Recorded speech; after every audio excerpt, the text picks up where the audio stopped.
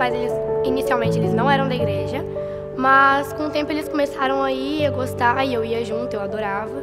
Só que depois de um tempo, né, eles pararam um pouquinho, e eu perguntava por quê, e eles não falavam. Depois de um tempo, que eles foram me contar que era porque eles descobriram muitas coisas na igreja, coisas ruins. Então eles acabaram se afastando disso tudo e se decepcionaram muito com a igreja, e eu também, quando fiquei sabendo, né. A minha prima sempre me chamava para ir para o clube dos gravadores e eu nunca queria ir. E teve um dia que ela não me chamou e eu falei que eu ia. E a gente foi indo pro clube, eu comecei a gostar muito. E depois eu não parei de ir, e quando deu mais ou menos uns 2 anos que eu tava no clube, eu tomei a decisão de começar a ir pra igreja, e eu comecei a ir pra igreja, comecei a estudar a Bíblia, ouvir as histórias, né? Falei que eu ia me batizar naquela época, mas aí eu lembrei de tudo que tinha acontecido e eu achei que seria igual de novo.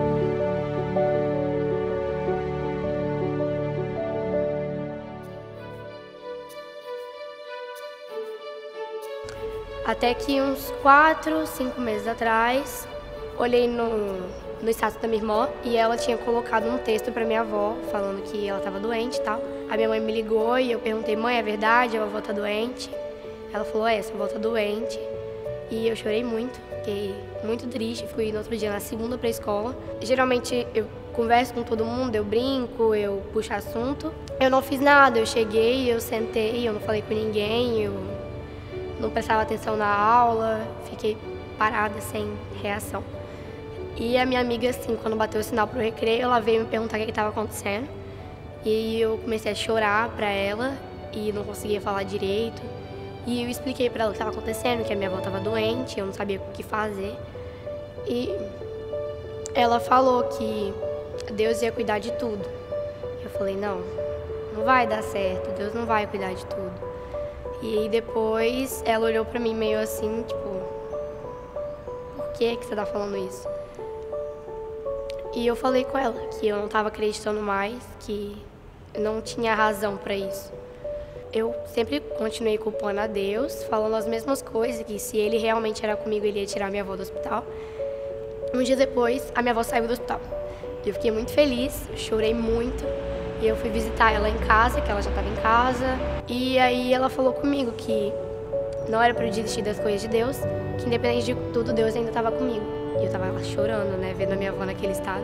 Eu cheguei em casa, fechei o quarto e tem uma janela assim na frente do meu quarto. E eu ajoelhei em frente a essa janela e eu pedi perdão por tudo que eu tinha falado. Agradeci pela minha avó ter saído do hospital. Com isso tudo eu entendi que se a forma de Deus falar que Ele estava comigo era só tirar minha avó do hospital, e Ele fez o que eu pedi, eu entendi isso. E foi aí que eu tomei a decisão de me batizar. E eu falei: você venceu, agora vai.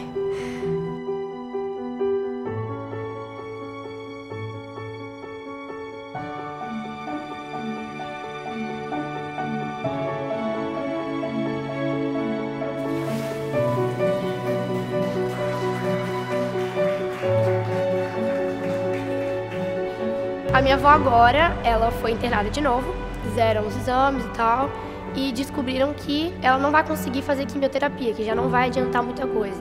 E independente se acontecer uma coisa pior com ela, ou coisa do tipo, eu vou continuar sentindo que Deus falou comigo e que essa é a vontade dele, de eu estar na igreja e continuar firme com as coisas.